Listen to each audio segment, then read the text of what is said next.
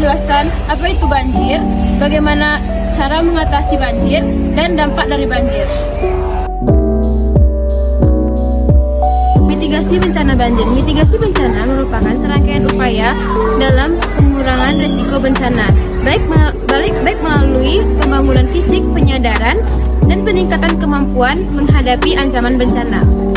Banjir merupakan peristiwa ketika air menggenangi suatu wilayah yang tidak biasa digenangi air dalam jangka waktu tertentu. Banjir biasanya terjadi karena curah hujan terus-menerus dan mengakibatkan meluapnya air sungai, danau, dan laut. Karena jumlah air melebihi daya tampung media penopang air dari curah hujan tadi. Selain disebabkan faktor alami, yaitu curah hujan yang tinggi, banjir juga terjadi karena ulah manusia. Contoh, berkurangnya kawasan resapan air karena alih fungsi lahan, penggundulan hutan yang mengakibatkan erosi dan mendangkalkan sungai, serta perilaku tidak bertanggung jawab seperti membuang sampah di sungai dan mendirikan hunian di bantaran sungai. Kejadian bencana banjir sangat bersifat lokal. Satu daerah bisa terlanda banjir dan daerah lainnya aman. Oleh sebab itu, informasi mengenai banjir yang resmi biasanya berasal dari institusi di daerah yang bertanggung jawab seperti BPBD.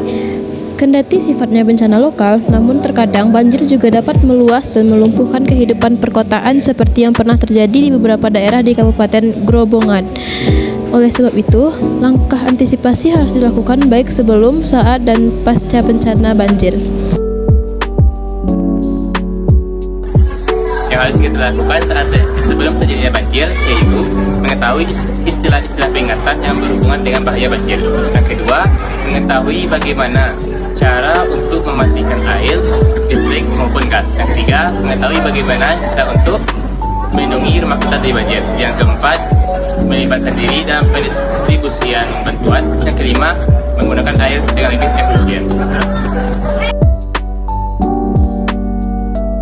Upaya yang harus dilakukan saat terjadinya banjir. Yang pertama, matikan aliran listrik yang ada di daerah tersebut atau menghubungi PLN. Yang kedua, mengungsi secepat mungkin ke tempat yang lebih aman. Yang ketiga, hindari berjalan di daerah aliran banjir agar tidak terseret. Yang keempat, segera mengamankan barang-barang berharga untuk dibawa ke tempat yang lebih tinggi. Yang kelima, jika air terus meninggi, hubungi pihak yang berwenang seperti kantor kepala desa, kantor lurah, dan camat. Hal-hal yang harus kita lakukan setelah terjadinya banjir. Yang pertama, hindari air banjir karena ada kemungkinan kontaminasi zat berbahaya dan kemungkinan terjatuh. Yang kedua, waspada terhadap instalasi listrik. Yang ketiga, hindari air yang bergerak. Yang keempat, hindari area yang airnya baru saja surut karena bisa saja jalan keropos dan amblas. Yang kelima, hindari lokasi yang masih terkena bencana kecuali pihak yang berwenang membutuhkan sukarelawan. Yang keenam, dapatkan perawatan kesehatan di fasilitas kesehatan terdekat. Dan yang terakhir, bersihkan tempat tinggal dan lingkungan dari sisa-sisa kotoran setelah banjir. Dampak banjir bagi masyarakat: kerusakan properti, rumah bisnis, dan infrastruktur bisa hancur atau rusak parah. Kerugian ekonomi: banjir bisa menyebabkan kerugian ekonomi besar akibat kerusakan dan gangguan aktivitas ekonomi. Kerugian lingkungan: banjir dapat merusakkan ekosistem sungai dan daerah pesisir. Di sini saya akan memperlihatkan ilustrasi terjadinya banjir.